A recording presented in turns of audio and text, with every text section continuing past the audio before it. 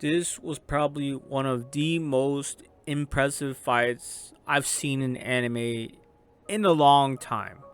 Now, this looks pretty straightforward. It looks pretty basic. They're fighting the blight.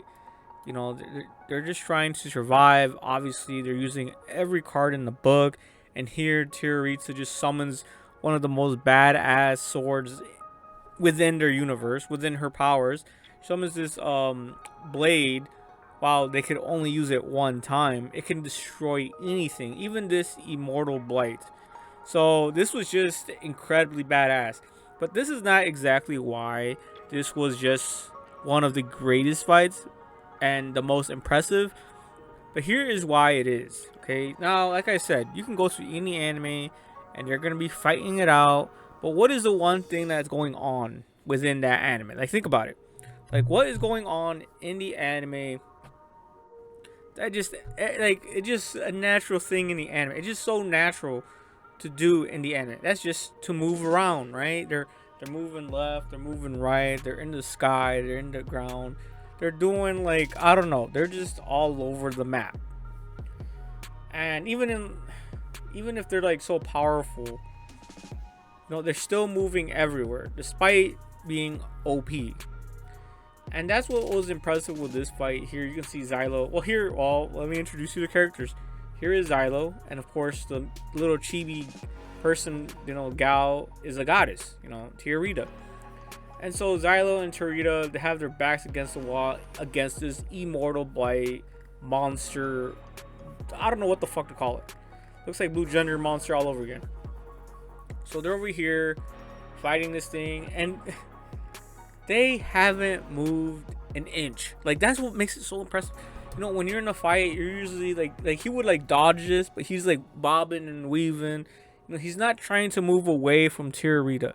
Now, I don't think they explained why they weren't moving, but I think it has to do a lot with Tiarita and summoning the sword. I think she can't move while she's trying to summon the sword. You can see here, she really is like struggling. You see her in her eyes. He literally, like, Xylo takes a direct hit from this immortal blight. Right here, boom. This pretty much, in my opinion, would be game over.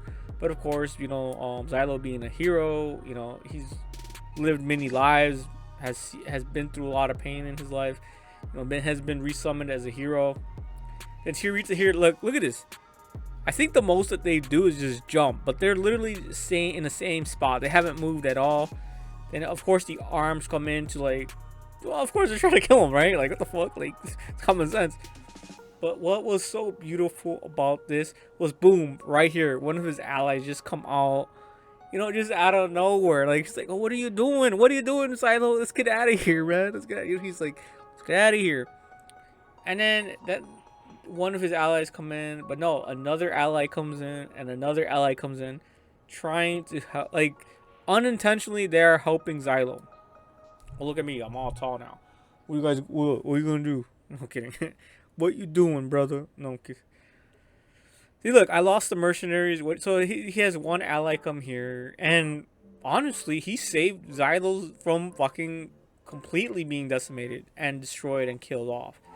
So you have this one, and then here in a bit you're gonna see that there's gonna be another ally as well. Man, I'm telling you, man, I wish I knew their names.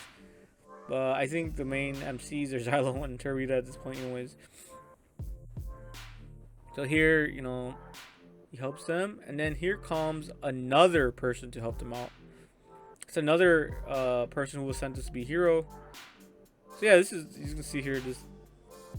bro, check this out, man. This is just really intense. So here is the other hero, yes. And get this, guys. They still haven't moved from that spot. They still stayed in the same area. These guys are just trying to help them out. You can see here, boom. Wondered why you suddenly went silent, so that's where you were. So he directs his attention to Xylo and Tiarita. I think I want to have my I don't know. It looks kind of weird, but I think I'm gonna have my camera over here from now on. What do you guys think? But if I just stayed permanently up here, nah. It just, like, everyone's like used to having person be right here or right here. I don't know. It's a work in progress. I could always change things up later on. Oh, now that I think about it, Oh yeah, I could expand myself. Oh, all right. Fuck. Anyways, so he sends so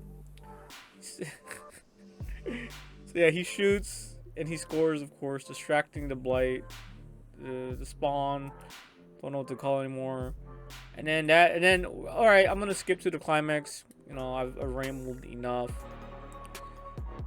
Yeah, I'm standing up because I'm just tired of sitting down all day. At least for the recordings, I'll stand up. You know what I'm saying? And so here, like, it's just so awesome, just so badass. It's just so incredible, so impressive. He finally summons it with Terita's help, of course. If it wasn't for Terita, bro, I'm telling you, everyone, it would have been game over. It would have had no chance. Boom, right here, Terita and Xylo take out the sword.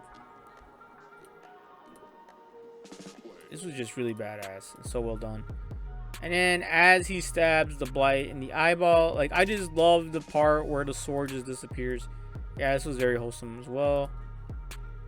So he stabs it, and then right here, I really love this part as well. Let's play it. What's up, my home? All right, so here goes. Sword just turns into ash. Turns into ash. Catch him. Boom, and then that's it, guys. That's why I think this was one of the greatest fights ever. They're still in the same fucking spot. They still didn't move. It's like the impossible. What's that saying? The immovable object versus the. You guys know what I'm trying to say. Damn it! Fuck, man. My brain didn't come in clutch this time. But yeah, and then, man, Terita and Xylo just make such a great fucking team.